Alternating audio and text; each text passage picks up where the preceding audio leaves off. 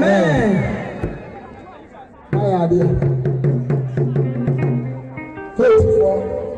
Faithful, you tell me I am right. You tell me I am right. See, I am the child. Yes, I am right. Okay. You need Papa and Awanya. I'm more here, so tell me what. Yaba me kwa ese me tukui ma toko a wan hwa ana ti yaba to ba no pese go so ni nyina no pese go so ni nyina na so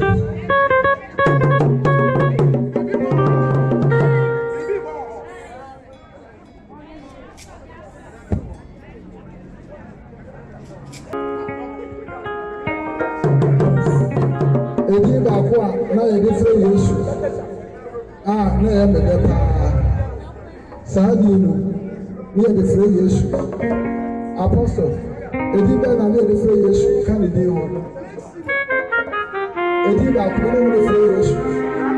Na ye me de pa. O ka na twi, o tira fo. Aye me de. Ana ba be di bia me tira. Keyboard na, ya fa to no. Ya to no masi. Ti u bia na ko ni mo so a. Then I watch the and say, I want to Tumpani, as I want to the AM, Master, the bar never will not quite, and Sonic Cardone said, then I hear the old Bible, I see a father, home here, in your radia, David and I can't. So many of my home in your radia, so maybe not be again. Anything that different transaction is up the yard, they don't find to buy. Don't share my dear now. Amen. Many will go away. I trap him. Kuma pep. Gia pep. Now, me or my David, you'll go about pep. Can you?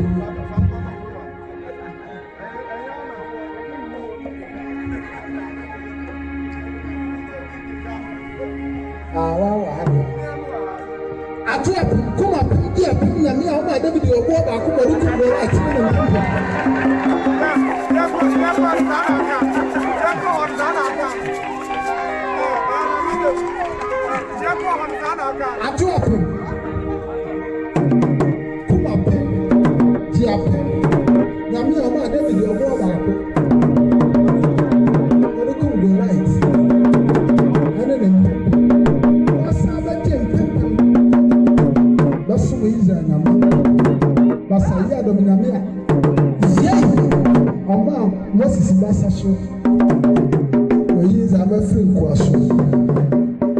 Papa, and ye, what a time, never born. I drop him, come up, and I'm not my David, you'll go back. Come on, let's have him. What's something?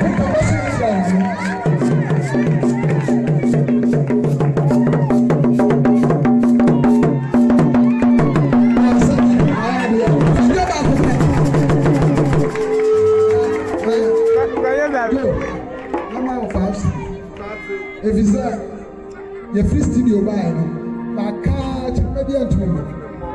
I just won't go on. I drop him, come up, you are putting on me. I hope I David, you are go back, come on, you cook with light and pimping.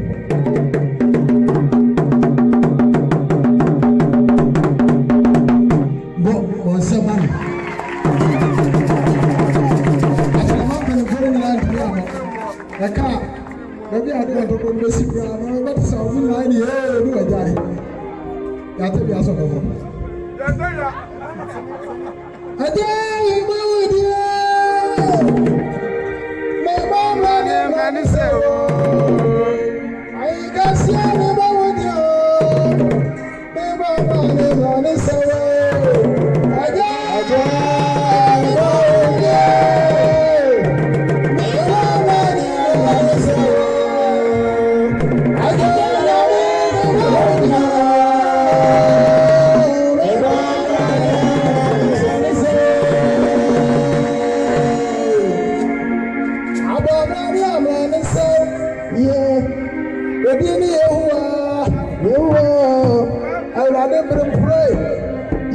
What is a sick of open so pro to the bomb and say, rather than can't come on to NYAME. Okay, this was the one. Yeah, and it's a nice woman in the can't come on to NYAME. What's the idea? What's the idea? I was saying the end. I soon flag at the piano. What the ocean flower be? Anything you know?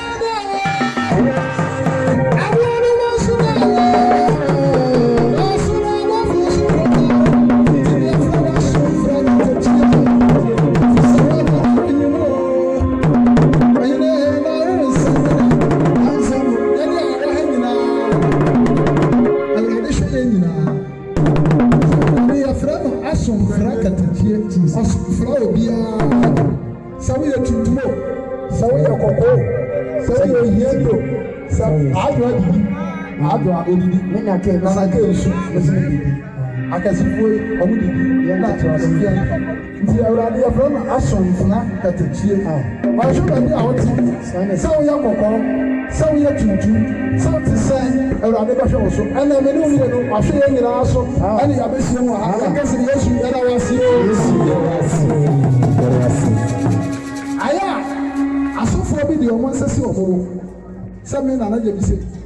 me man to obi anto dabi oya sa na wa je ni nyama ma ho sa na mo je ni nyama ma asafo urade se ye urade adom a Jesus ye be se urade ni nyama to si ye ni ye urade ma no dem fa ni nyama nyina ma urade na ye so urade ma ye tumi ti se I go say ya nyama ma ni tumi wa ni tumi asase o je ni nyama ma urade ni ye mo ye urade ma no mo fa ni nyama nyame ye ni urade ma ye tumi no. Yes, I need to yes, sorry, I ran it. I will kick up from every side of the casa. Also, Aboabo. Anybody can ask, what kind of money did I want to know? Go to sorry. Also, I need to know. Hey, what's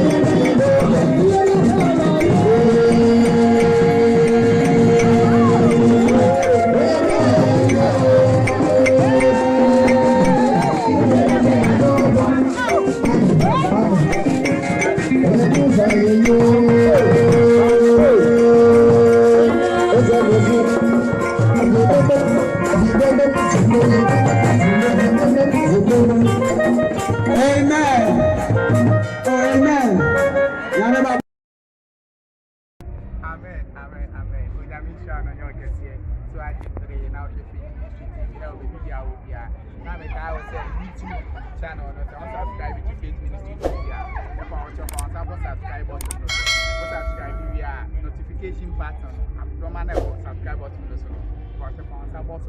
na activate send a be to YouTube. Now my sounds like I was a Faith Ministry WhatsApp page, so are you ready? And now share video you can create Facebook Faith Ministry TV WhatsApp page. To me about just offer to WhatsApp platform. Now my name screen now, about your father man and I send you message. What's any message I'm about your Faudi? You saving your Faudi and so WhatsApp platform. So you ain't check on your now day in day out. You Amen.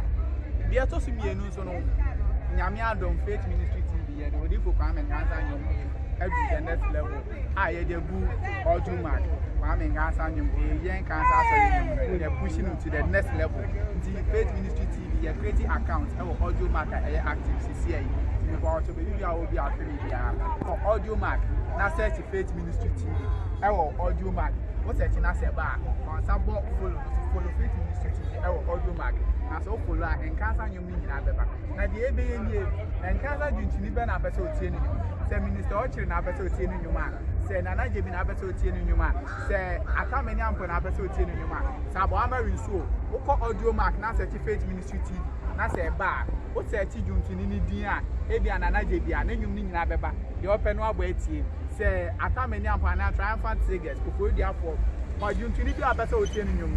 Woko audio mark na search enyum na ebi Nana ubo Nana Jebi pe. Na nyum na e wo honum beba. Aboabo ni nyum na e wo honum beba. Na watimi abo na watimi atie na ye dia show nyankopɔ dia no nyam me da wase se watie me na me ko sa kan wo se bobode ana ko audio mark na create account wo hono na follow Faith Ministry TV audio mark na support na mo dia support YouTube na ye na over 2,000 subscribers no ever sa support ni eja na nko audio mark ni fa nko pushi odivu kwa me kansa sorry hono say the by yes yanyum no amano nani obi bia betini I get access to them easily me da mase sematie me number support Faith Ministry TV onyankopon hia mo na nyamo kese na onye makoma so ade ma amen bye bye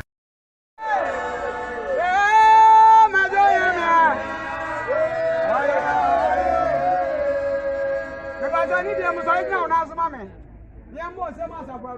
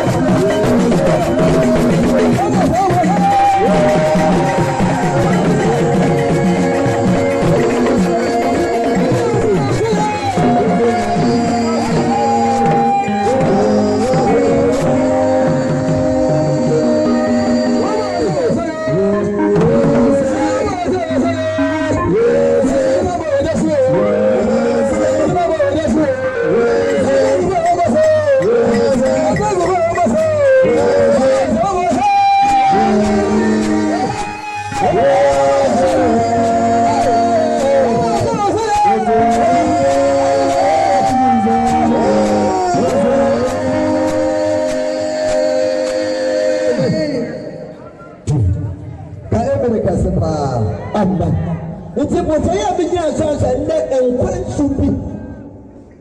nkwansu bi wɔ so na ɛrekɔ yes.